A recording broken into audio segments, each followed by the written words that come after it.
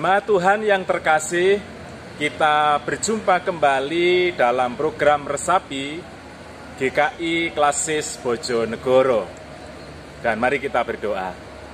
Tuhan, kami mohon Engkau yang memberkati dalam kami akan membaca dan merenungkan firman-Mu, dan Roh-Mu yang kudus kiranya yang menaungi kami supaya kami boleh memahami dan melakukan dalam kehidupan kami. Di dalam nama Tuhan Yesus Sang Firman yang hidup kami berdoa. Amin. Jemaat Tuhan yang terkasih, 2 Korintus pasalnya yang ke-10 ayatnya yang ketiga dan 4 saya bacakan demikian. Memang kami masih hidup tidak di dunia, tetapi kami tidak berjuang secara duniawi. Karena senjata kami dalam perjuangan bukanlah senjata duniawi, melainkan senjata yang diperlengkapi dengan kuasa Allah, yang sanggup untuk meruntuhkan benteng-benteng. Jemaat yang terkasih, hidup di dalam dunia, tentu kita tahu ada banyak tantangan-tantangan yang kita hadapi. Ada banyak godaan-godaan, ada banyak intrik-intrik yang kita hadapi. Tetapi kita sebagai orang-orang yang percaya kepada Tuhan Yesus Kristus, sekalipun kita ada di dalam dunia, kita tidak berjuang secara duniawi. Kita tidak berjuang sebagaimana orang-orang dan hal-hal yang melawan Allah. Kita tidak berjuang dengan menyerupai perjuangan dunia ini. Janganlah menjadi serupa dengan dunia ini. Rasul Paulus menegaskan itu dalam Roma 12 ayatnya yang kedua. Ada di dalam dunia, tetapi kita tidak memakai cara-cara duniawi. Intrik-intrik duniawi, korupsi, kepentingan diri sendiri, rencana-rencana jahat tidak menjadi apa yang kita perbuat. Jangankan diperbuat, firman Tuhan menegaskan, dipikirkan saja jangan. Kita mesti hidup berbeda dengan cara-cara dunia ini, berbeda dengan orang-orang di dunia ini, berbeda dengan apa yang disebut senjata-senjata duniawi. Tetapi kita hidup di dalam dunia, kita menggunakan senjata-senjata yang diperlengkapi oleh kuasa Allah. Kuasa Roh Kudus.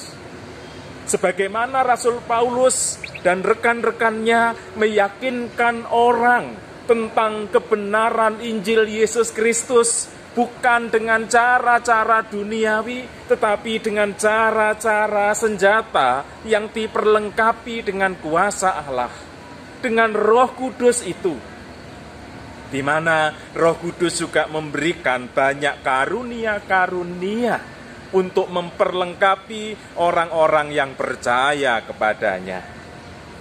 Roh Kudus yang membimbing kita. Roh Kuduslah yang menjadi kekuatan kita ketika ada di dalam dunia. Kita menghadapi dunia bukan dengan senjata duniawi, tetapi senjata yang diperlengkapi dengan kuasa Allah. Dalam Filipi 2 ayatnya yang ke-15 dikatakan, supaya kamu tiada beraib dan tiada bernoda sebagai anak-anak Allah yang tak bercela di tengah-tengah angkatan yang bengkok hatinya dan yang sesat ini, sehingga kamu bercahaya di antara mereka seperti bintang-bintang di dunia. Justru dalam kegelapan senjata-senjata duniawi ini, kita tetap harus menggunakan senjata-senjata yang diperlengkapi oleh kuasa Allah. Sehingga hidup kita sebagai orang-orang yang percaya akan menjadi seperti bintang-bintang di dunia. Justru di tengah-tengah kegelapan cahayanya semakin nampak. Karena itu saudara-saudara, Di dalam dunia ini kita harus hidup, tetapi cara hidup kita seperti cara hidup orang-orang yang percaya kepada Allah. Hidup di dalam dunia bukan dengan cara dunia, tetapi cara yang dinyatakan oleh kuasa Allah dalam kehidupan kita. Hiduplah di dalam dunia, berjuanglah di dalam dunia, tetapi pakailah cara-cara kebenaran-kebenaran Allah. Tuhan memberkati. Amin. Mari kita berdoa.